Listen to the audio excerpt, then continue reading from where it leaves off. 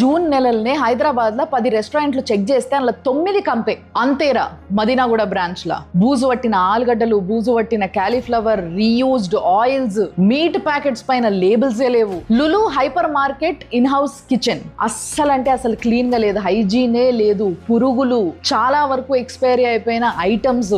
150 కేజీల ఫుడ్ ని dispose చేసిండ్రంట officer. Udupi Uphaar Moosapet మొత్తం డ్రైనేజ్లన్నీ క్లాగ్ అయిపోయి ఎక్కడొక్కడ ఇట్లా స్టాగ్నెంట్ అయిపోతే గబ్బొస్తుంది కదా, అది. ఇంప్రాపర్ స్టోరేజ్, ఫుల్గా కాక్రోచెస్.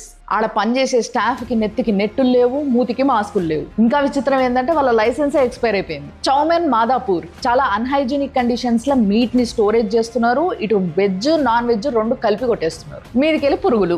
జిస్మత్ జైల్ మండి మదీనాగూడ ఐటమ్స్ కి లేబుల్స్ లేవు, స్టోరేజ్ ప్రాపర్ గా లేదు, అసలు FSSAI లైసెన్స్ లేదు వీళ్ళకి. చాలా పువర్ లైటింగ్, ప్రొటెక్టివ్ గేర్ అసలు లేదు. Royal spicy